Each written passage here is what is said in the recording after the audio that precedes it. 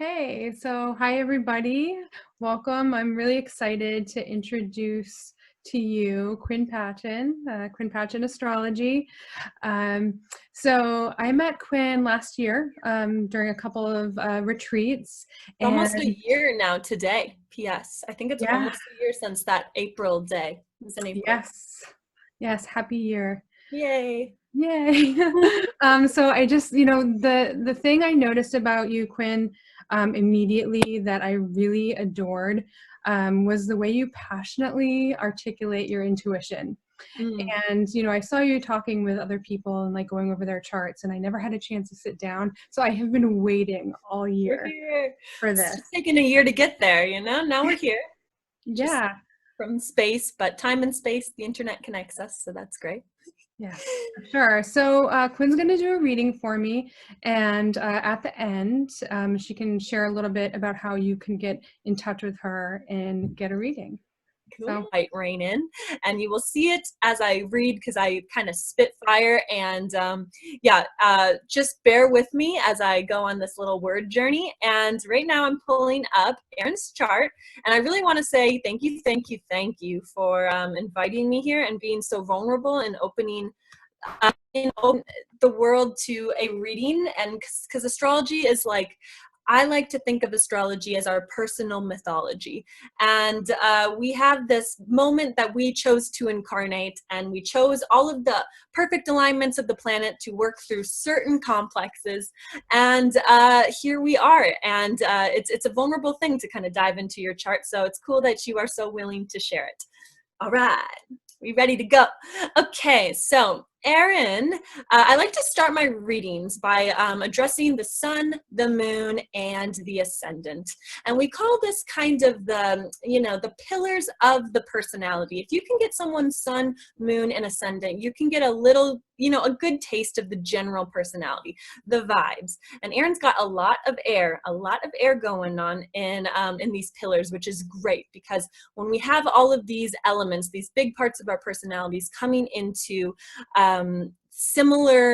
the same elements, it breeds a natural authenticity. The way you feel on the inside and the way you are presenting on the outside, and even how you hold your body, are all in alignment because they're all working through the beautiful element of air. And that is a great place to be because some people have all these different elements going on. So you might really not know what you're seeing, might not be what you're getting. And that can be a little more, there can be a little more struggle for authenticity. So I'll say right away, it's beautiful to have all of this air in the chart. Air in astrology represents freedom and the cerebral mental qualities, intellect. A lot of these people are social butterflies. There's a lot about connecting ideas and thoughts and being not so much aloof, but having a very free form way of going about the world. It's not earthy. It's not super stuck. It's not super hot like a fire, like pow, pow, pow, like I've got a lot of fire. And it's not super ebbs and flows of water where you're getting, like the moon, the wanes and the waxes. So air signs are very light. They're very friendly. They're very social butterfly. The shadow can be space cadet-y, where you're kind of like, where is this person? Is they present? But it's okay. Sorry, I just got a little message on my thing. Okay, so air is a beautiful, beautiful element, and we also have a fair spread of other elements coming into we are, and it's a vulnerable thing to kind of dive into your chart. So it's cool that you are so willing to share it. All right, we ready to go? Okay, so Erin, I like to start my readings by addressing the sun, the moon, and the ascendant. And we call this kind of the pillars of the personality. If you can get someone's sun, moon, and ascendant, you can get a little, a good taste of the general personality, the vibes. And Erin's got a lot of air going on in these pillars, which is great because when we have all of these elements, these big parts of our personalities coming into the same elements, it breeds a natural authenticity. The way you feel on the inside and the way you are presenting on the outside, and even how you hold your body, are all in alignment because they're all working through the beautiful element of air. And that is a great place to be because some people have some all these different elements going on. So you might really not know what you're seeing, might not be what you're getting. And that can be a little more, there can be a little more struggle for authenticity. So I'll say right away, it's beautiful to have all of this air in the chart.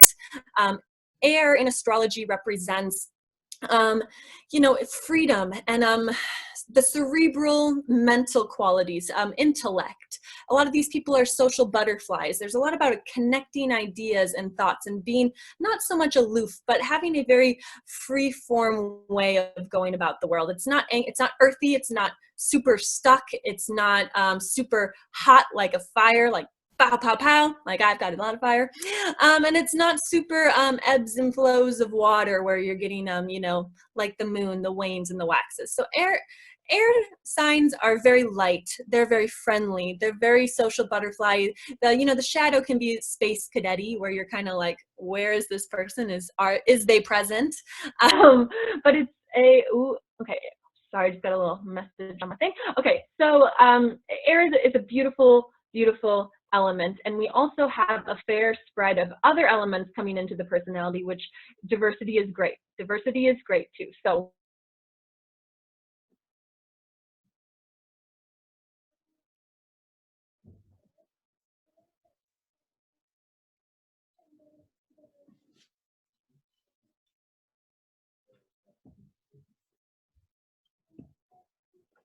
am I back? Am I back? Please. You're back. Okay, cool. Oh, this is going to be so annoying. This is what happens every time I do Zoom. Okay. Okay.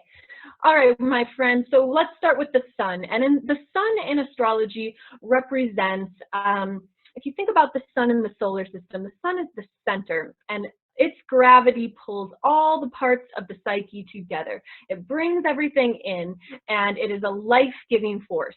So the sun, without the sun, there is no life. Without that vitality, that persona, that expression, we really don't have anything gluing the rest of it together. So the sun has a ton of energy, and where it shows up in the chart by sign and by placement, house placement, and by aspects, it will show how at its lower evolutions, the ego is functioning, but at its higher evolutions, how we're showing up in the world, how we express our vitality, how it's very externalized, it's a very masculine energy. And this is our life-giving force. This is how we give life to others, as well as fuel our own self. It's when we die, the sun goes away. The sun is important. So but you actually have a very, very interesting sun, because it's at 29 degrees Gemini. So literally, if you were born, like literally maybe 3 hours later, you would be a Cancer. And what happens when we have planets in the very late degrees, there's a couple lines of belief. One is cusps, right? That you can kind of have a Cancer vibe infused into the Gemini vibe. But there's another kind of element. I like to think that if you were born if you have something at 0 degrees, it's a very young, naive form of Gemini. And as you kind of move across the 30 degrees that it covers, it gets older and older and older, and more refined and more mature and more understanding of the archetype of Gemini. So I like to think of this as a very mature Gemini. This isn't necessarily, because Gemini's archetype is a very Peter Pan kind of vibe. It's a very childlike wonder kind of vibe, where you're running out and you're making connections and you're talking and you're taking in information, and there's a very real excitement, and it's a very stimulating energy. But as it gets a little older, kind of moving through the sign, now we're getting to a more, again, mature expression of Gemini, where it's a lot more, it's just about to go into water. So it's starting to bring in that intuitive element, that feeling element. It's not so in its brain and looking for stimulation. Now it's more understanding of about ready to dip into Cancer vibes. And because of that, Gemini now becomes more of a guardian of facts and details and what is tangible in the world. So Gemini is a very fact-gathering sign. It's very interested in the truth, but what the evidence is saying the truth is. It's got 2 feet on the ground, actually, even though I was saying Peter Pan is out in the air. It's very interested in what's happening in the real life in an embodied kind of way. which is great because I know you work in certain embodiment practices, right? Gemini also rules the hands, and I know you do work with those magic hands of yours, one way, shape, or form. So it's great to be using your hands. I actually have a Gemini midheaven, so you can see out in the public, I use my hands quite a bit for all sorts of ways. And also something very interesting with your sun is it's conjunct your Mercury by almost a degree. So it's really, really close. And when a planet is conjunct, it means they sit right next to each other in the chart. And you can mold that energy together. So that gives we call this kind of the low-key genius vibe. This is a indicator of a certain amount of genius. Sorry, my dog is getting up in my face. Chill. I swear to God, she's a child. Like, she sleeps all the live long day, and I get on a call and she's starting drama, which is adorable. My heart first. So we have a kind of genius element to the way that you are expressing. There is, Evie, get up here. I'm sorry. There is a genius kind of element. Your natural expression, how you're showing up in the world, is very much in tune with how you're thinking, your mental processes, the way you communicate, the way you both intake information as well as share information, and the inner processes of the body.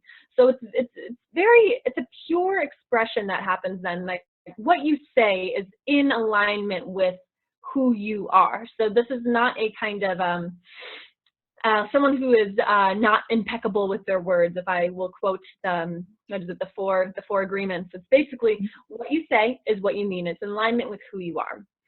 And it is in the sign of Cancer. So this is adding an element of Cancer energy into the Gemini, even more so, having them so close together. So even though on a solar level, on how you're expressing in the world, you're very, you're very much about gathering information, very cerebral, very much about talking with people and, friendships and close connections. But Mercury, the way you're actually processing that information, you are so loving. What was I saying? So the chart ruler is Mercury. And the planet that is your chart ruler is what we call the planet at the helm of the ship. And this is how we are steering our life. This planet is in charge of our modes, our motivations, the directions we take, how we respond, how we react on a very knee-jerk level. So Mercury becomes, this Cancer Mercury you have becomes really, really important in your chart, which means that you are, you're steering your ship, the ship of your life, in a very mental level. You make choices based on what is rational, what makes sense, what are the facts, what is actually happening in the 3D world, as opposed to someone who's more emotionally charged or charged by their gut instincts or, by their hopes or their dreams. This is someone who is like, okay, day-to-day life, what is going on? My brain can come up with the logical answer and I will turn my ship that way. But it is in a Cancer level. It is on a more intuitive level. It's not so dry. It's got water in it.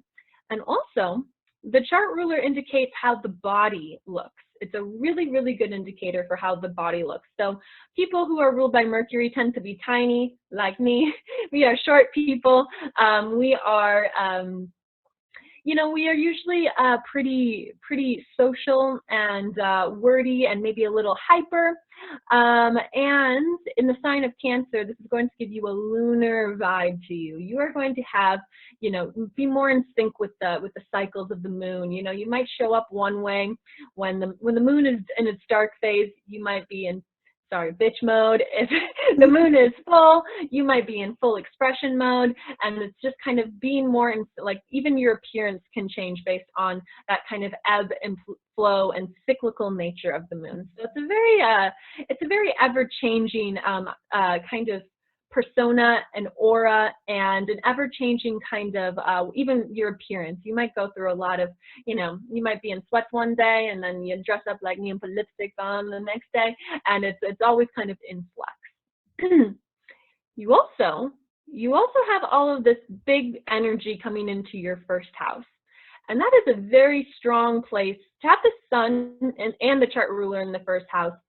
It's a very strong placement because the first house represents, our identity, our persona, our body, And it's Aries house. It's a very instinctual house. So having this amount of the personality coming into the first house gives you a very strong, even instinctual gut nature. You have a really good understanding of who you are. You just know. People of their sun, 7th house, 4th house, all these other places are going to be a little more influenced by the external reality, wherein when you have the sun and the chart ruler in the first house, there is a just innate natural understanding of who you are and how you are showing up in the world. It's very authentic. And the one kind of shadow of this placement is that sometimes it's actually hard to get outside of your own experience. It's not like it's impossible, because Gemini loves to connect things and to make potent. And so with so much energy behind it, that we have to consciously step outside of our experience to understand what someone else may believe or what someone else's opinion is, because we have a really strong sense of our own right and wrong and our own beliefs and what we're doing in the world. But like I was saying, Gemini is always, if you had this in a stubborn sign like Taurus or Aries, and that sun was coming in, then it's going to be like, this is who I am, and like I don't even care to see outside that. This is more willingness to connect with people, but like you have to make almost the conscious awareness to be, or the conscious step to say, okay, this is my experience. I feel it in my gut instincts, in my heart, in my soul, but it is not everyone else's. So I'm going to build that bridge then to connect. That makes sense? It does, yes. Yeah. Oh, it resonates. Be good. It does resonate very much. You got a lot of energy coming into the first house. You also have Mars here. It's a very strong Mars. I will say about having the sun in the first house, it's actually really, really a good sign for having good health, because there's so much solar energy and the vitality of the chart is coming into the house of the body. So this tends to be really healthy people, and like they don't get sick too often. There tends to be almost a, I call this one almost the puppy dog placement, where you have so much energy that you can go out and do and achieve and get stuff done. And because you have so much energy, you kind of are less aware that you're burning the candle on both ends of the stick. And then eventually you crash like a puppy, because you're just so hyper, you're playing, you're doing stuff, and then it's like a puppy dog just like crashes, and they'll crash for like 7 days, that kind of vibe. It's cute. Okay, so we also have Mars in here.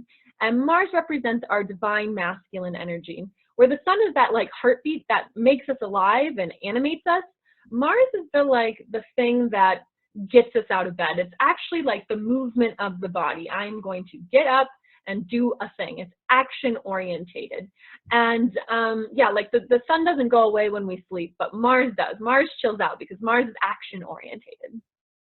And you have him also in Gemini. So again, this is going to give a power. Mars is our inner divine masculine as well as our inner warrior. That's kind of the archetype we're working with. So there may be a power behind your words, because Gemini kind of rules communication. So there may be a strength to your words. I mean, I wouldn't want to like get in a debate with someone who's got this placement, because there can be a warrior-like mentality with the way we speak. And it might not be necessarily antagonistic, but there's a power behind it. There's a bit of fight to it, just in the way that it comes out, which is funny because you're so calm and sweet. But yeah, I wouldn't want to get in a word fight with you. And it's also conjunct your ascendant. So this is again going to give you a lot of energy. This is going to give you the ability to stay up all night kind of girl. This could also give you the ability to party all night kind of girl, because it's kind of a fun vibe. But yeah, it's like wearing our inner masculine on our sleeve. Any planet that conjuncts the ascendant, it also is an indicator of some way it colors the body, and how we are actually appearing in the world. But it also, like these planets, we can't hide them. We can't hide them. We wear them on our sleeves. So if you're upset and angry, it's not going to be something that you're hiding deep in your shadow, deep in your unconscious. You don't repress it. It's like if you're angry, you express. If you I use angry because Mars is really an angry, it's like kind of our aggression, but this is really just someone who is not going to be overtly passive aggressive. It's going to be quite direct. There's going to be a directness with the way you approach things, because Mars only moves in straight lines. And you got a couple things that actually balance that out that might give you a little more softness. And we're still talking about the realm of the sun, and the sun is in a opposition, almost exact, to Neptune. And this is an interesting one. This is where I think we're getting this, because I'm talking about all these things that are very powerful and very, assertive and direct. And Neptune changes that a little bit. So Neptune rules Pisces. You want to think of infusing this sun with a bit of Piscean element. And Pisces rules the collective unconscious. It rules mystery. It rules like the higher, otherworldly dimensions. This is where we find spirituality. It tends to be the shadow. Neptune's too porous. It's too sensitive. It is too influenced by the interconnectivity of everything. So having that play off the sun, even though it's in such a strong placement, and this is who I am, it sensitizes the sun. It sensitizes the ego. It sensitizes the persona, where it may be influenced a little bit by the external world. There may have been a sort of, and there's usually these, with oppositions, they usually play out in childhood, where we get a more people-pleasing kind of child, right? Because they're so sensitive and they're so willing to shape their ego and persona to anything that it can fit in, because Pisces is a very shape-shiftery kind of element, and so is Neptune. So there could have been when you're younger, this kind of need to please and to kind of shape shift your identity to whatever way is most pleasant, because Neptune doesn't actually handle conflict all too well. It tends to sidestep it in the name of peace and spirituality and compassion. So at its highest evolution, this aspect is going to have someone who is very, very intuitive. You have a really deep understanding of people and how they're expressing. You might have a real good indicator for when someone is expressing and not really expressing from their true authentic self. You're going to have, I don't want to call it like a bullshit radar, because Neptune's not that harsh, but it's just this kind of empathic understanding that, like, ooh, something's off. The vibe's off in this room. The vibe's off with this person. I can feel it in their words. It's coming into my aura. It's coming into my vitality. So there's this sponginess with your energy that it takes in. It takes in quite a bit with Neptune playing off of it. And we call this one a hard aspect because it's so potent to have an opposition between the sun and Neptune that it's actually quite difficult for us when we're young, because we don't understand. We don't have a culture that supports people like this. We don't have an understanding as to people who are intuitive or ultra sensitive to the environment. So, we tend to write that. You might have felt overwhelmed, felt like you were taking in all the energy of the world, and get really confused by it, because Pisces and Neptune rules a fair amount of confusion. And when we're young, we're like, oh my God, why when I'm with this person, all my energy's gone? Or why, when I am in this environment, I feel really, really great? Why am I getting all these mixed messages? So there tends to be a really big, like, there's confusion as a child. And as we get older, we start to understand, we have to consciously create the boundaries between what is us and what is someone else. Mm-hmm. That is like the task that this dynamic kind of brings out of us, because or else we are going to be overwhelmed and ultra sensitized to just about anything that can ever be felt. So I think that's where I get a lot of your intuitiveness, and you have quite a bit of, like, ethereal energy, right? And that's very Neptunian. And the highest evolution of this is integrating the spirituality with the persona. But the shadow of that is obviously integrating spirituality with the ego and becoming like the spiritualized ego. That is, I always talk about this as, I think the first step on the path to enlightenment is the ego is very slippery, and it likes to get its hands on anything it can touch. So you're on a spiritual path, and you're going to naturally be drawn to it with this placement. And the first step is to, like, instead of spiritualizing the persona, you spiritualize the ego and you become, I am guru, I am all, you know, all that kind of stuff. So I don't know if that resonates, if that's something that you have played with in your life, you know, had to deal with. Is we're good? Yeah. Yeah. I'm Yeah, feeling it. yeah. And it's what's interesting is Neptune is coming into your 7th house, and because your sun is in the 1st house, the Neptune is coming into the 7th house, and the 7th house rules the house of others. This is Libra's house. This is where we find our partner, our spouse, our business partners, and having Neptune here is quite interesting because, you know, it's going to make the love nature, it's going to make the thing you search for in connection spiritualized, wherein you are going to be searching for spiritual connection to a partner over, you know, physical attraction, emotional intimacy, mental chemistry. All of that gets pushed aside when you have that kind of otherworldly, spiritual soulmate connection. And having Neptune here is interesting because we can find someone who has a past or maybe a present where they almost are drawn to people who are deep in trauma, or, you know, we see this, you know, Neptune rules like addictive behaviors, substance abuse. There's a martyrdom that happens with Neptune where we become very selfless and we become our boundaries dissolve. So when we're talking about the realm of partnerships, there may be issues with boundaries when you are connecting to someone, wherein you are almost drawn in by being a compassionate lover, right? Being being overly compassionate, overly selfless, and then almost drawn to people that need that spiritual health and spiritual awakening. And like, that's all well and fine if that's who you connect to, but the reality is, you know, Neptune tends to make a very there's a dishonest influence to Neptune, wherein people might not have the best intentions for us and might hide that from us with confusion. So there can be a level of, you know, people using you, right? You give, you're a compassionate spiritual lover, and people are taking advantage of that because it makes you very boundaryless in the realms of relationships. And it can lead to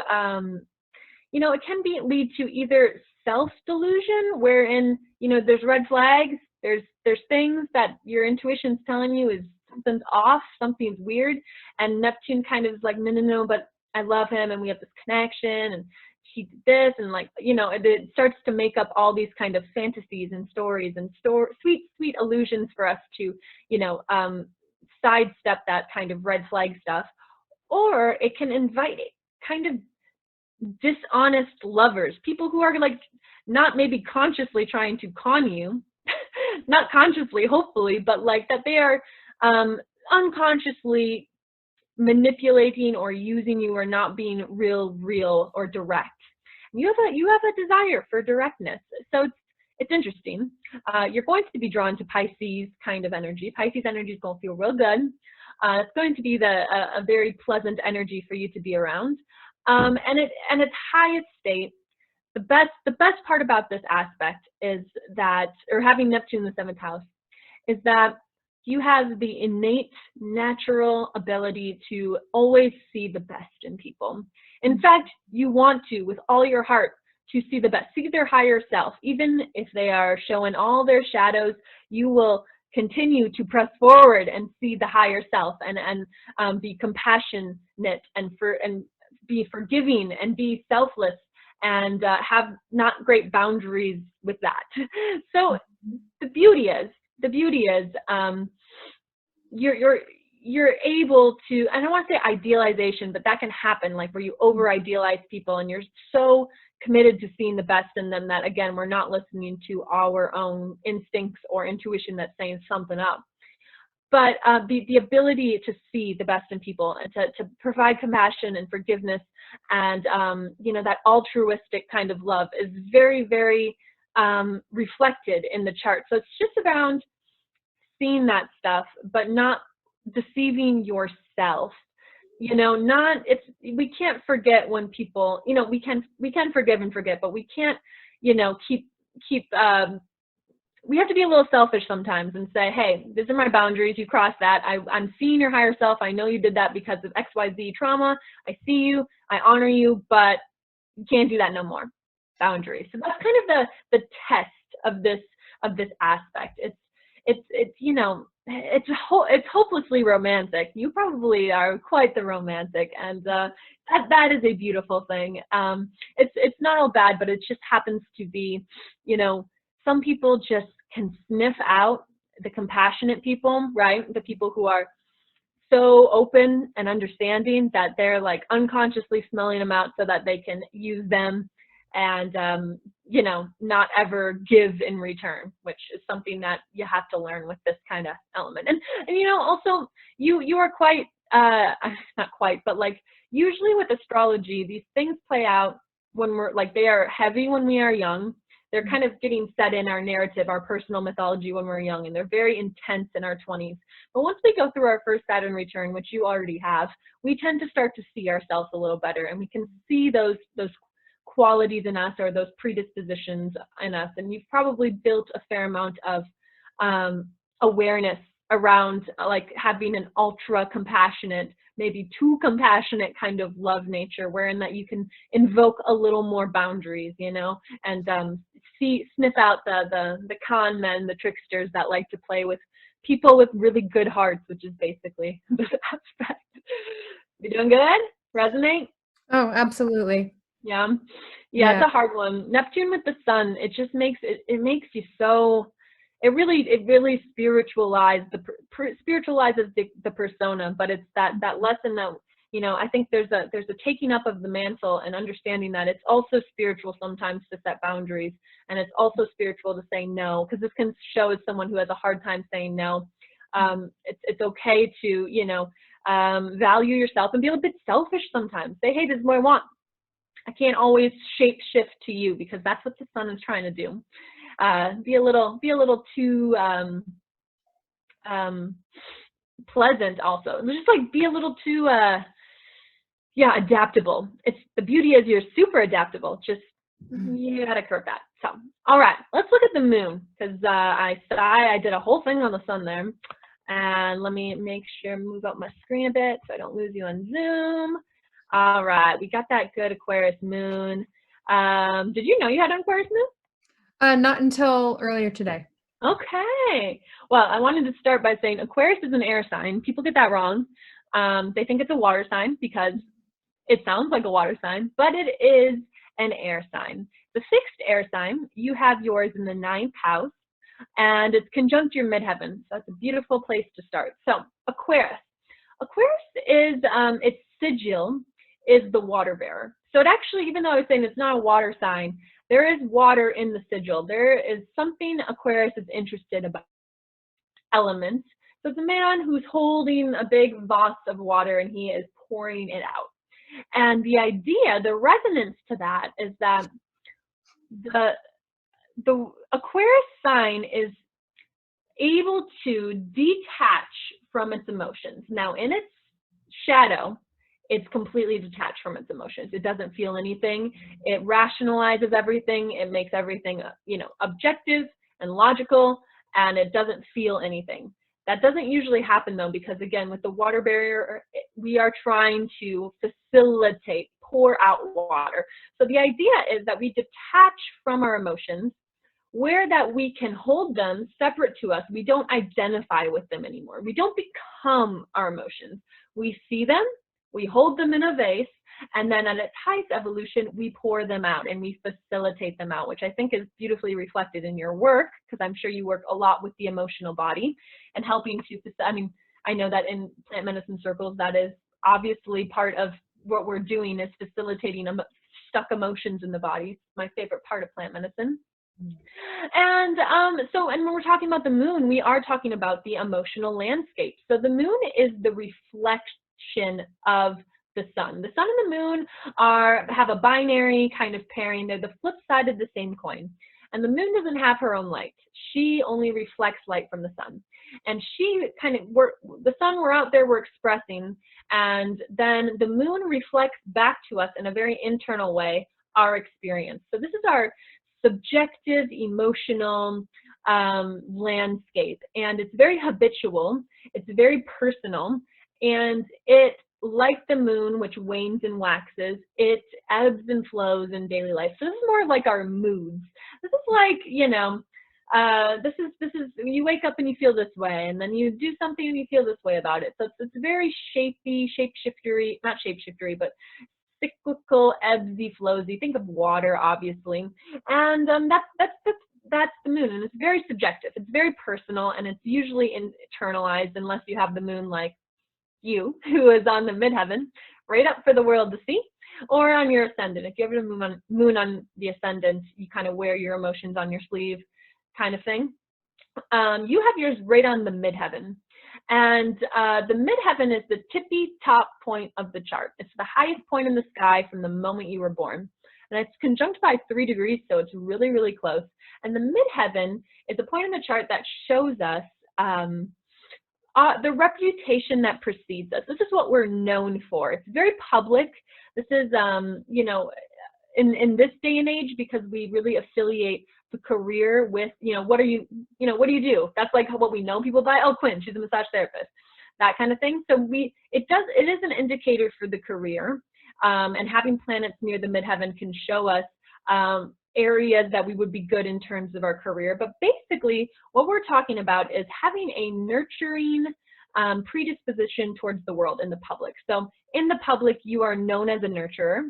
You are nurturing the world because the moon is the archetypal mother. This is, you know, I was talking about, it's our emotional landscape. This is also how we nurture ourselves and nurture others. And your moon feels the best when it's out in the world. It's public. It wants to be seen. Your nurturing tendencies, this kind of Demeter vibe, I know you had Demeter, this kind of Demeter earth mommy vibe is what the world knows you for. And it probably is going to be brought into your career, and that is obviously shown by what you do.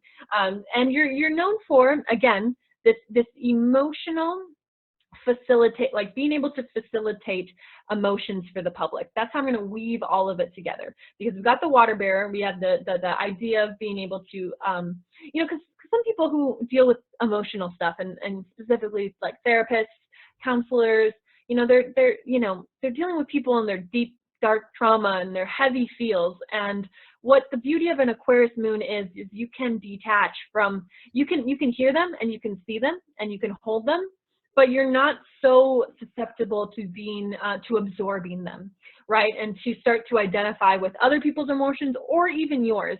And that's why the shadow of having an Aquarius moon can be a really cold, detached, kind of dry, cryptic person, because if you lean too far and you're afraid of the emotions, you just keep pushing them away. But the idea is, you know, to hold them and not identify with them.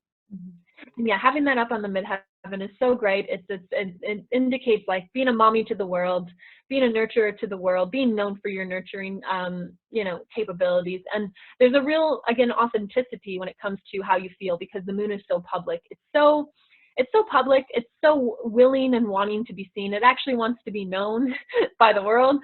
So there is no hiding of the emotional tendencies in here. And that again kind of ties back to having Mars also on the ascendant. There's a directness, right? There's a directness.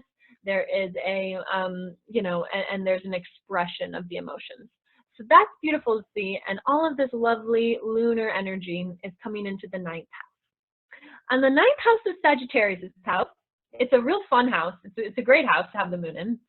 This is our house of, did you lose me? Are we good? No, I hear you. Okay. The 9th house is the house of higher education, learning, long distance travel. It really has to do with our beliefs and ascribing meaning to things. So anything that comes into the 9th house has to do with things we really believe in, things that have a lot of meaning to us. So people's emotions are going to be something you are going to place high value on. You're going to really, you know, ascribe meaning. It's not just like, oh, I feel sad. It's like, okay, but like, let's dive into the meaning. Let's learn more. Having the moon, okay, so I always like to talk about the moon and talk about what we can do for the moon. The moon has to get its needs met, and every moon is different. Everyone's moon is different.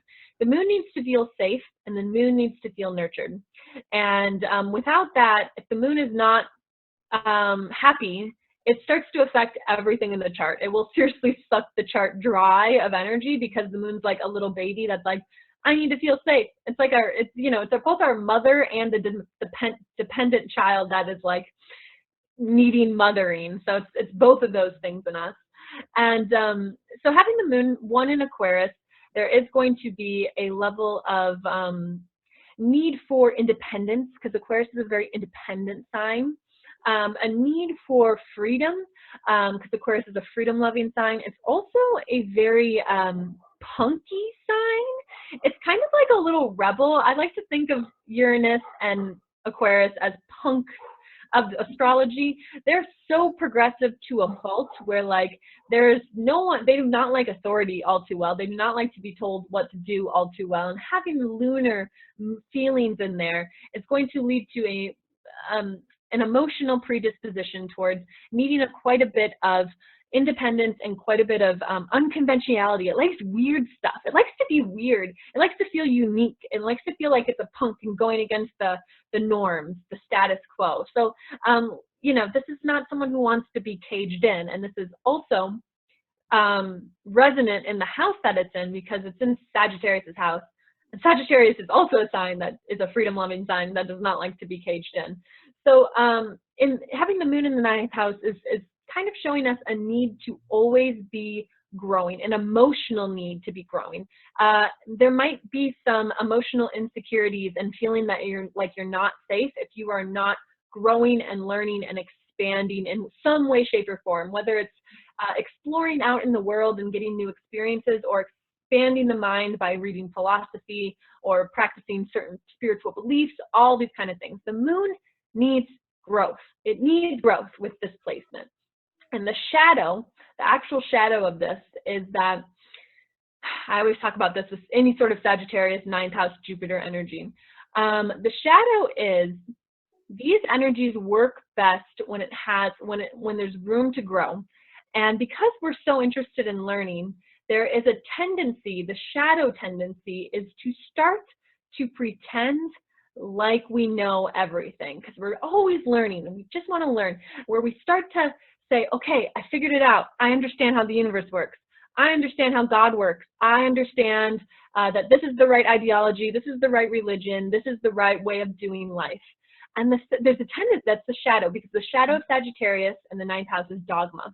And there'll be an emotional pull to always kind of pull you there, like, because it feels safe. It's like, okay, I want to know, but its highest expression is by accepting and embracing that we never really know. We never know. And because of that, the moon's going to be so happy as it gets to grow and expand and endlessly pursue more and more and more growth. Because the second we box it in, it's like boxing in a horse. Because Sagittarius is a centaur. It has a horse body and it wants to run. If you put a horse in a box, it's going to get real not happy. So it's around allowing yourself and your emotional fulfillment to keep expanding, keep growing in the ways of the higher mind, philosophy, spirituality, and also in the world by traveling, but never letting that shadow sneak in and letting yourself adopt what I like to call the I am guru vibe, right? Like the I am guru vibe. You never want to say you know, because you stop growing the second you know. That's the reality. The second we decide we know, we completely we become stupid, because we limit ourselves to being surprised, having something come up that is going to rock our world. And that is what Sagittarius loves. It loves that kind of energy. Does that resonate? Yeah, good stuff, Quinn. Thanks, my friend. Yeah, so it's, oh, got doggo here. Yeah, so up in the 9th house is really good. It's neat. You're gonna have an emotional connection to beliefs. Like you feel better and you feel more safe when you have, a clear understanding as to what you believe and what you don't. So I was going to say, because the moon also affiliates some sort of relationship to the mother, we could have had a mother who was, really big on instilling beliefs in you. Like you might have adopted the spiritual beliefs of your mother, or the religious beliefs, or the philosophical, ideological beliefs of the mother. And regardless of whether or not that resonated with you, that's usually where, Evie, stop. usually where the core beliefs kind of come from. So it depends on like what the relationship was the mother, or to the mother that was, and we can look to some indicators for that. But usually we kind of inherit our beliefs from our mother when the moon's in this place. And it's Evie, please stop, be a good girl, don't go crazy. But usually that's where they come from. Okay. Let us move on. I think, where should we move on to? There's so much of the chart to move on to. Okay, I want to talk about Venus. Let's talk about Venus. She is, she's in my favorite sign because I have my Venus here too. She 19 degrees Cancer in the second house, in Taurus's house. I'm sorry if you can hear my dog going crazy in the back. She will calm down like a puppy will. Okay, so when we're talking about Venus, we are talking about the divine feminine energy in us. This is how we feel pleasure. This is how we feel connected to other things. This can explain a lot of our love language, kind of our relationship tendencies, even though I was talking about the 7th house too, but Venus also shows us how we are in relationships. And also she represents our, how we ascribe worth to ourselves and what we value. Because Venus is awesome. She's gorgeous. She's beautiful. She represents art and poetry and music and nature and all these beautiful things. So she has got a lot of value, and she has a lot to do with how we ascribe value to things. All right, in the sign of Cancer. Okay, what kind of, you got the square to Pluto too. Okay, I just did a reading for someone who had this one. Okay.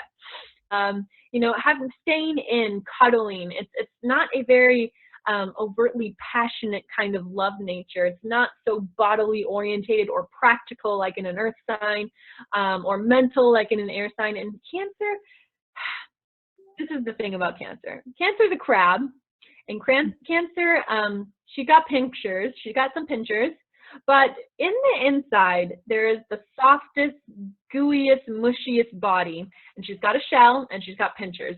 So there is a level of emotional security that comes up with Cancer because there is such a sensitivity. There is such an emotional richness and sensitivity, and wanting to feel like a belongingness with someone, like someone is their home, that it can be, it's safety orientated. It needs to feel safe to fully express. These people actually, I say these people, me too. These people tend to not be able to really open up and express their divine feminine unless they feel safe, unless they feel like they're with someone who is going to honor their feelings, because we got that soft, gushy, lovey inside of a crab, but there's also like a little protectiveness, because this is also our maternal instinct. We protect ourselves with our pinchers, but once someone is finally passed the few tests, right, to gain our trust and to make us feel that kind of safety of like being cradled by a mother, we can then blossom, right? And we're one of the best lovers once you get to that state. You really open up because there's just such a lush, rich, internal, emotional way of connecting. People are very emotionally involved, very very intimate, very intimacy orientated. Again, this isn't so much a love nature about going out there and having just fun or whatever, building a life together. This is really about connecting on an emotional level, pure intimacy, but it needs that kind of safety in the sign of Cancer. And having her in the second house is another layer of having some security. I don't want to say issues, but like, this is Taurus's house, and Taurus represents, Taurus is a stubborn sign, and Taurus, a desire for a lot of sensual pleasures here. I will say that, creature comforts kind of thing. And also this gives a fair amount of ability to value yourself and value things that are beautiful, like a desire to show up and look beautiful, valuing people for their ability to be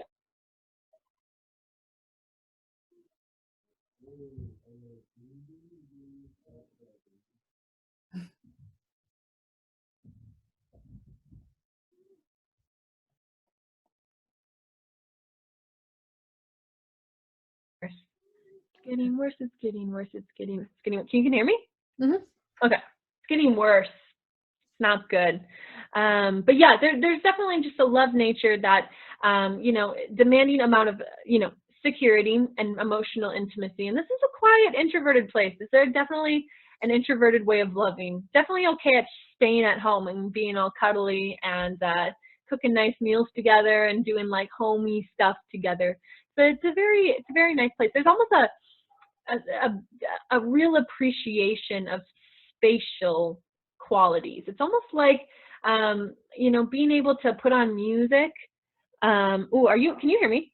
I can hear you. Okay, you're just frozen on my screen. You look great though. There's a real kind of spatial quality to the love nature, wherein that you can, you know, put music on in a room and just kind of drift away into Venusian vibes. Please tell me you can still hear me, right? Okay, you're moving now. That's good. You know, there's a real kind of presence that comes with this love nature, right? Like really soaking in everything in the moment, kind of, you know, it's not distracted by many things. It's very present, which is great to have in a love nature. It is square to Pluto though, and this is where we're gonna get a little more intensity, because Pluto represents, he's the god of the underworld. He rules the 8th house and Scorpio, and I think of the underworld as the personal unconscious. These are things that are hidden from us, not from us. These are things we hide. This tends to be our shadow, things we don't like to see. You know, and there's usually an element of anything that Pluto touches will kind of infuse that planet and their story with themes of death and rebirth, and ultimately transformation. So what we have here is a love nature that, you know, goes through these cyclical death and rebirth. There can be a transformative way relationships act on you, wherein you go through a relationship and once it dies, you completely come out transformed, because anything Pluto touches is going to always be transforming you through struggle and pain, right? So heartache. Anytime you get your heart broken, you are going to rise from it like a phoenix. And it just tends to infuse the love nature with, you know, difficulty letting go, because it is so aware of the natural cycle of death and rebirth that, you know, we try and hold on to people. We might not let them go that easily, especially if they're bad for us. But I love this about this aspect that people have, is that there is a desire to have a depth of connection with someone, wherein they are seeing they want to see the shadow. In relationships, when you are loving up on someone, you don't want to love just on a superficial level. You want to see the whole person. This is kind of like an intensity to the love nature where there's this desire to go quite deep with someone and to see their shadows. There is a willingness to see their shadows, because on your end, you want to be able to show your shadow to your lovers. So it's an interplay between you wanting, it's like this Pluto through relationships wants to express itself. Our shadow wants to express itself through relationships. So we end up being in dynamics where we are drawn to people who can help us bring out that shadow. You know, whatever it is, codependency, toxic bonding, trauma bonding, all the things. But we bring up these deep, deep connections to help us reveal some of our psychology, because that is the kind of Pluto thing. It's going deep into our psychology. And on that, you are able to actually merge with people on a very intense level, on a very deep level, because the idea is in Scorpio that you can have the ultimate merging with a partner because of the death and rebirth kind of element, because you are willing to let your ego, your, you know, your desires, your selfish needs, all of that stuff go to die just for a moment, to be fully immersed with another being, that you can actually connect on these super intense and deep levels. And you're just so, the love nature is just not going to be superficial. Like, I'm sorry if you like think someone's hot, right? And like, we like the same bands and we listen to the same music and all this stuff is cool, we should get along. It's like, no. We need to have a depth of connection. I need to see all of the shadow, and I want to reveal to you all of my shadow. So there tends to be just this intensity, and because of that, letting go can be really difficult, because when we have these connections with people, you know, we feel so seen. And you know, we feel like we're growing, even though it's sometimes through crisis and conflict, but they're seductive in that way because you feel like it's bringing up this, this ability to transform and to become something higher. Does that resonate with you? Yeah. Yeah. Yeah. Yeah. I've been married almost 10 years. Oh, really? Yeah. I didn't know that about you. What's your guy's sign? Libra. Libra? Mm-hmm. Where do we got Libra? Oh, in the 5th. Oh, it's late Libra? What? October 7th. Yeah, it's probably conjunct your Pluto. That will do it. That will do it. That will get you that intensity in terms of, that can bring that sort of depth of connection. And usually when we can accept the shadow in our partner and they accept our shadow, we can actually, cement a pretty, there's an element of unconditional love that comes from that, because it's just like you reveal yourself, you reveal your true form, all your glory and all your baggage. It all comes out. It's almost like it's almost like the ayahuasca kind of aspect, where relationships as an ayahuasca effect, where everything comes out, you get to see it all, and because of that, everything becomes a lot lighter. So that is great to see. Oh, cute Libra. I love Libras. I love Libra men. Okay, let's get into, where are we at? 6:18. All right, and we started a little late. Okay, let's get into the North and South Node and Saturn. These are the karmic stuff. This is like, if I'm doing a reading for someone, especially if they're going through their Saturn return, but Saturn and the North and South Node can give us really good indications of our karma and kind of our soul's path. And I'll start with the North and South Node. And the North and South Node, I don't know how they calculate this, to be honest. I don't know astronomy, but the moon has its own gravitational pull. It's sucked into Earth's orbit, but it has its own gravity as well. And somehow it spits out 2 points of gravity, 2 different polarizing things that are pulling off of the moon. And again, I don't really understand it, but that's the nature of it. And somehow they calculate that and put them into charts. And from an evolutionary astrology point of view, the North and South Node represent our karmic path, our soul's path, what we are here to do, and what we are trying to embody in this lifetime. The South Node represents our past lives, where we come from, and because of that, it ends up being like really well, by sign and placement, they're really well integrated elements or energies in the personality. You have a really good understanding of your South Node. You just know it. It's easy. It's a gift. And then the North Node is foreign to you. It's the polar opposite. And the idea is we become kind of obsessed with the North Node. Our soul wants us to integrate the 2 polarities and, cross the zodiac and, make two parts a whole. And the South Node also has a pull, wherein it's so safe and it's so easy and it's so second nature to us that we tend to want to also stay there. So there's a pull on both ends. The obsession of being, integrating the whole, and the pull to stay safe in the South Node. And the idea is that we have to actually have a nice respect for both of them. We can't sit in our South Node where things are easy and where our natural talents are and we're all good. We can't do that because we don't grow. And we can't be so obsessed with achieving, right, and getting this polar point and getting what we want, that we forget where we come from and forget our gifts and all that kind of stuff. So we want a little bit of both. Let's start with the South Node. You have it at 1 degree. Ooh, you had a return on that. Interesting. Okay, sorry. You have it at 1 degrees Leo. I almost said Capricorn. I'm glad I checked. 1 degrees Leo. No, I'm sorry. We're talking South Node. So 1 degrees Aquarius, out in the 8th house, which is Scorpio's house. So in terms of where you're coming from in this life, where you've incarnated, what you know really well. So Aquarius energy is a very, like I said, a punky, individualistic sign. So you might have a really, really second nature when it comes to being an individual and how you are unique. You might understand that quite well.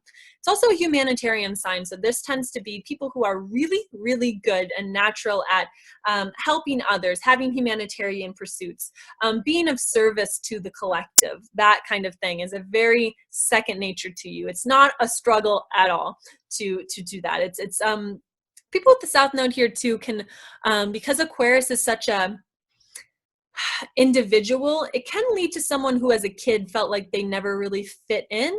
Like there could have been, like, part of this natural gift is that, you know, you're so in touch naturally with your individualism that you always felt like you never really fit in anywhere. There could have either been black sheep of the family syndrome, or there could have been, you know, middle child syndrome, or there could be just like a feeling of always being on the outside and never like fully being able to be integrated into the whole.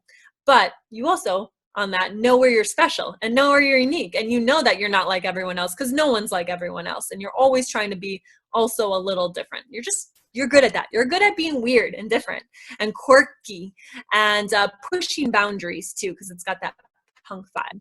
And in the 8th house, this gives someone a very natural understanding of life and death. This is Scorpio's house. This is, again, a Pluto thing. Life and death and rebirth. Really, really good understanding of crisis and all the shit in the world, like all of the shadow. You have a good understanding of how dark the world can be. You probably had to come up with it at some part in your childhood or in your past lives where you faced quite a bit of shadow stuff, quite a bit of, you know, whether it was death or whether it was some sort of crisis, right? Some sort of life or death moment, or something that felt like a life or death moment. But through that, you have a really good connection with, you know, depth psychology, being able to counsel people, being able to be a healer, because the 8th house is where we do a lot of our healing. I put the 8th house as the ayahuasca stuff, TBD, like TBD, TBH, to be honest. I believe that because it's such a Pluto experience for me. So a really good understanding of death and rebirth and its cycles, an ability to handle that. So you might be a great person to call in a crisis. You might be that person that can like take that call and do what needs to be done.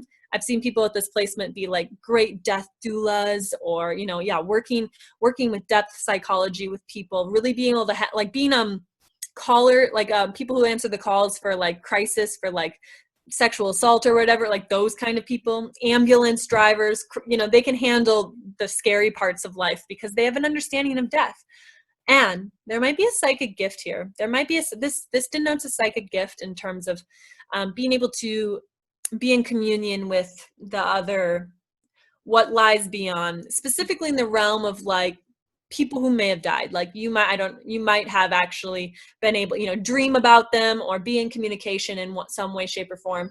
That's a very well integrated part into your chart. You understand that kind of stuff, occult stuff, that kind of stuff. That is the 8th house. So you have a well understanding of things that we hide, things that are hidden. You like that. You like bringing that up into the surface. Things that we like to hide, we can bring that up to be seen. You got your childhood trauma, let's bring it up to be seen, you know? Let's all that kind of stuff. Now where the soul is trying to go, because it feels like it can go stay there. It could be a great healer, work in ayahuasca, can do all that stuff. Where the soul is headed is Leo. Leo likes to shine. Where I was saying you're very well integrated in terms of knowing your individuality. The goal now is to be able to shine for your individuality. It's not just being an individual. Now it's being seen for being an individual, because Leo energy is about being on stage. It's about, you know, just this, it's about being creative. This Leo rules creativity and procreativity. So this could either be being, you know, even being a mother, right? Like actually having children. If you had the North Node in Leo or in the 5th house, that can show that like being a mother is part of the soul's path. Using that creation element to, you know, because Leo also rules like our legacy, because this is like wanting to be seen. We have something that keeps being seen when we die. Like we have a legacy, we have a child or a book that we wrote, something like that. It wants to be known for something. It wants to be seen for something. And, you know, there's, because you're so, you know, because the South Node is like so okay or used to kind of not feeling like it belongs, feeling on the outside looking in kind of vibes. The North Node is kind of begging you to embody the sun and be able to show up in that way and just freaking shine, and to not really care if, you know, people can take me or leave me. That is a Leo energy. So it's about feeling in this lifetime around really knowing that you are worthy of being seen, that your individuality is useful and worthy of being appreciated, because Leo also is about getting applause for being on the stage. So being appreciated just for your uniqueness, for what makes you different and special is kind of that pull towards Leo energy. And coming into the second house is, you're so used to death and rebirth and crisis. In Taurus's house, we want to come back to life and not death, and no crisis, and security and pleasure, and being embodied in our body, and being like Ferdinand the Bull, which is Taurus's kind of story, who sits under the tree and just smells the flowers and enjoys all the sensual pleasures of being in a body in the 3D world. So it's less being so in, like, you're going to have a gift for being able to handle crisis, but like the soul really wants to be able to just be secure, be self-contained, be self-sustaining almost. It wants to have a simple life. John Denver, I always think of, I don't know if you know John Denver. John Denver is like Taurus vibes. He sings about just being in nature with your partner and just with your friends, and everything's good and we're making pancakes. That is the Taurus second house thing. So the soul's path is to find, security, anchoring in your own self-worth, and by that being able to just let life come and go instead of getting so involved in the deaths and the rebirths and the crisis. So the integrating of those two things is up for interpretation as to how to tie those two energies together, because the pull is to live a simple life. The pull is to live a simple, secure, safe life where you feel like you can just be and you're appreciated for just being, and to kind of shine in that way, in a very simple way. And where you have gifts are really working with in a humanitarian way, helping people deal with crisis and death and rebirth and trauma and all that kind of stuff. So integrating those two things, not abandoning one for the other, is kind of the thing. Finding the balance between the two, or the best thing is to actually be able to weave them together in some way. And like for you, I don't know, like, working with clients in the home, right? Like living a simple life and but also inviting people into your home, into your simple life, or teaching people how to have a simple, sustaining life, right? Or teaching people embodiment, that sort of thing is little things I'm weaving. I think you're frozen. Can you hear me? I can hear you. Okay, cool. Does that resonate? Wow. Yes. Yay! We did it. Ace in the hole. It's hard sometimes because there's so many ways you can kind of weave together all the archetypes. You can say this is this and this and this and this is what it looks like. But there's also so many ways it can play out that, sometimes it's just like being a bard or a storyteller and just saying, hey, did that one fit? But it's, giving the most general thing. But I'm glad that resonated. So, big time. Yeah, John Denver life. Bring in that Taurus. I mean, you got Venus there too. So like, what? Yeah, make some pancakes. Yes. Keep it simple, and like there can be a legacy, because again, Leo really rules our legacy. There can be some sort of thing you leave behind, to show some sort of way.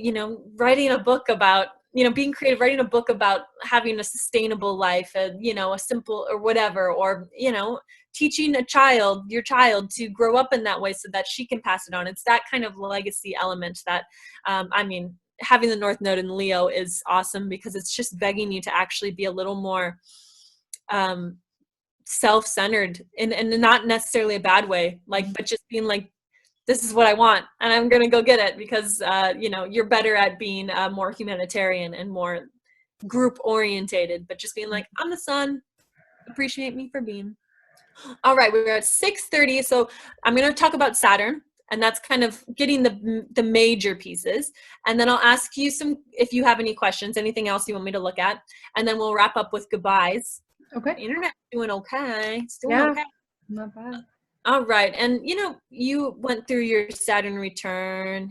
It was a while ago, so it's not so much of an issue, but Saturn shows where we are restricted, where we face restriction, where I always talk about Saturn as it's the cooking of the turkey energy, where if you cook a turkey, it takes a really long time to cook a turkey, and you have to de-thaw it, and it has to be in the oven forever, and if you take it out too soon, it's not cooked through, and you eat it, and you get sick. So it's really long game things. It's the seeds that we plant that, you know, have consequences, whether good or bad, down the line. So there's a karmic resonance to Saturn.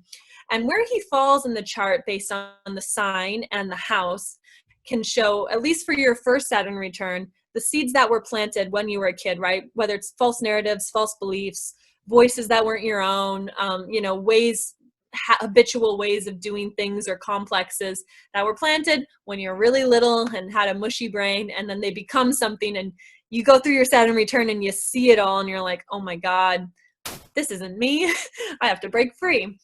But it always has this cyclic kind of nature. And even though we tend to be more aware of our Saturn and how we restrict ourselves and how we are creating karma in our life as we get older, you know, you're going to have another one when you're 58 and you're planting seeds for that one right now. And, you know, you'll be able to look at the two and say, oh yeah, similar themes, because it's all coming through a certain house and a certain sign. So we got it in Libra, 3 degrees.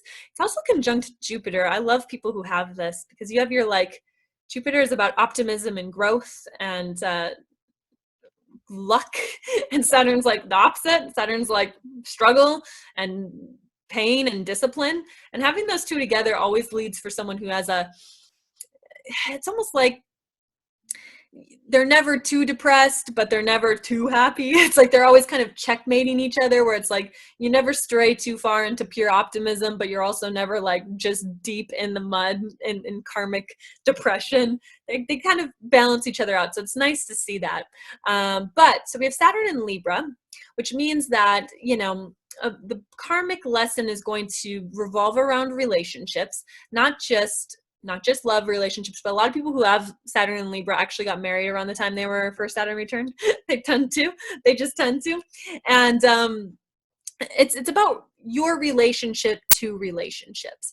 How are you, you know, because this Libra also like talks about our business partnerships, our relationship with our open enemies, you know, this is my enemy, or this is, you know, my best friend, those all kinds of relationships. So the karmic life lesson that keeps coming up is your relationships to relationships, which starts to emphasize what you learned from the parents in the primary relationship that they have, because that is going to be heavily influenced in the kind of way you are interacting with relationships in your adult life.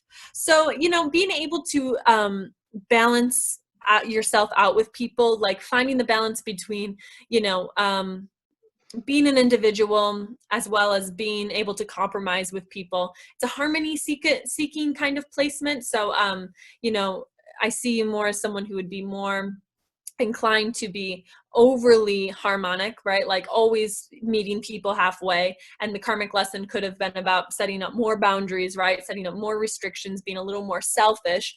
Or it could have been the opposite way, where you needed to learn how to be more harmonic and be more able to balance yourself out with someone, be more peace orientated, because there's always a struggle between being independent and being codependent, and the idea is interdependence. So the big karmic lesson that comes out and it's, you know, not just romantic relationships, in all relationships, is interdependence, and that relationships have their own personality. There's you, there's a person, and then there's the dynamic of the relationship. And that's where you're going to get a lot of your big life lessons, is what is the dynamic between us? Am I losing myself to this relationship? Or, you know, am I not giving enough into the relationship? Those kind of themes could have come up. And it's in your fourth house.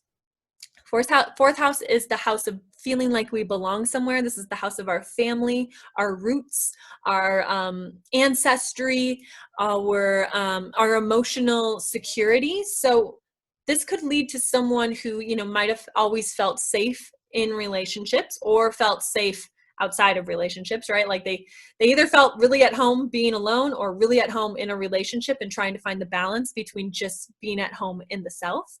There could be a restriction around, there could have been restriction around real connection and peace and harmony in the early childhood. Like there could have been a dynamic. I've actually seen this one where it's the type of families that were really about keeping peace, like peace became the main goal of the family. It was like no one was able to have issues or struggles or, you know, like a tantrum, because like it's almost like an appearance keeping thing. We are a harmonic, beautiful family who's got all of our stuff together. So you had to kind of sacrifice part of yourself to serve the illusion of harmony in the family unit. I've seen it play out as that.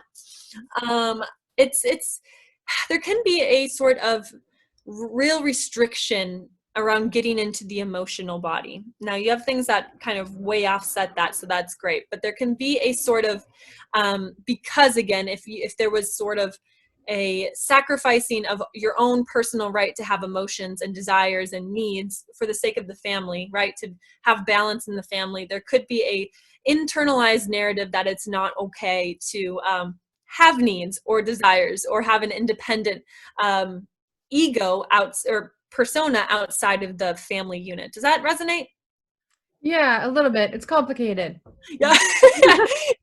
It's always complicated. It's interesting because it's just the karma, you know, and it also can show up as like people who actually have, you know, some sort of inheritance of, I mean, we all have inherited trauma from our family, but like that the lineage becomes really important. What is the story of, you know, your mom and your dad and their mom and their dad and their, like, what is the long story? Because Saturn here is really going to bring that up, because this is the house of our roots and our ancestry. I can play it out a lot of different ways. It's actually not, you know, your Saturn's in not a bad position. It's not playing off of too many things. It is in a square to Mercury, which can give someone a sort of feeling of restriction around being able to communicate, but it's offset by other things because you have Mercury in the first house. So there might be a little bit of introvertedness with that, where it's just like keeping some of your thoughts and feelings to yourself, you know, a little privacy, that kind of thing. But yeah, it's again, I mean, I don't know what was going on when you were 28 through 31. What if there was a big theme? Was there struggle? Usually there's some sort of I need to figure something out kind of thing that comes up. That's kind of the nature of Saturn, but there's just a heaviness wherever he sits. And there tends to be a heaviness that is cyclically showing up, like, and when it comes to feeling like you belong, feeling like you have tribe, feeling like you have family, it's like that karmic search for it. And, you know, themes of having it and then losing it kind of thing can come up too. Yeah, I think those years I was traveling a lot. I was going to a lot of concerts. So you were away from home. Yeah. And did you feel better doing that? Like felt like it was good to break free from the home, or was it? I kind of go through shifts. Like, Yeah, you know, ebbs my and flows. husband's really cool about it. You know, I'm taking off for a week, going on tour or whatever. And then that's so Libra. He's such a peacekeeper. yeah, it's awesome. And I revel in that and I feel at home in that. But then I come home and I'm comfy and we make pancakes. Yeah, and you got your Venus there too. She's gonna be way happy there. Mhm. All right, my friend, we're at 6:40. What anything I missed? Anything you want me to touch up on? I think you're amazing. Yeah. I'm just so grateful for you taking the time. I've been waiting so long, and I know we had so many plans to do it so many times and life got in the way. yes, for sure. Awesome. So what is the best way for people to contact you, and what kind of things do you have coming up in the future All online? right. Plugs. Okay, so to reach out to me, if you go to, and maybe we can link it when you post this, my astrology page, it's Quinne Patchin Astrology. So if you just want to like that, and there's a little message button that you can message me, and I will be in communication. I think Facebook says that I get back to you in like 5 minutes. So I obviously have tons of time. So contact me through there, and we can find a time. I'm booked out almost, you know, I'm booking out a little into the future. So I appreciate any patience, but right now I am donation based. So you can give what you can or whatever. It's all welcome. I'm just really trying to get myself out there and to get better at doing astrology and to have some fun too. So it's donation based. So if you have not much to give or anything, don't worry, please still reach out. I would love to do a chat with you. And plugs. So we are doing tomorrow. We keep cutting out.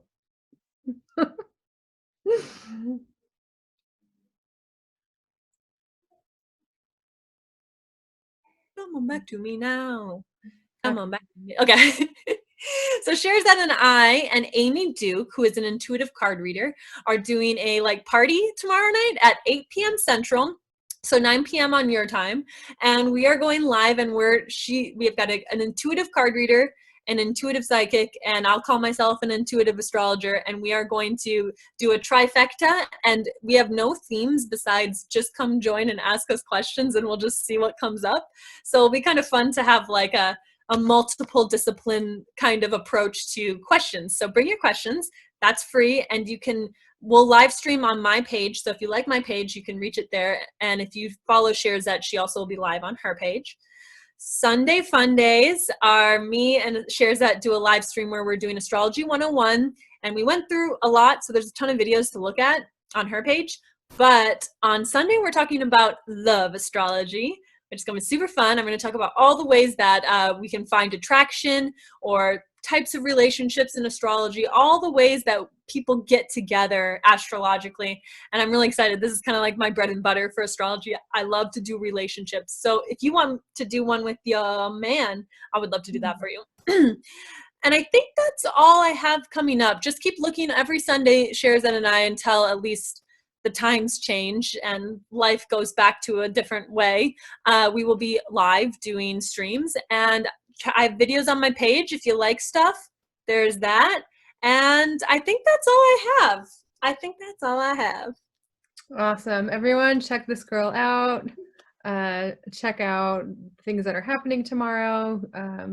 As you can see, she is charming and wonderful, and much love to you. Yes, namaste. Thank you so much. I really appreciate this. You're welcome.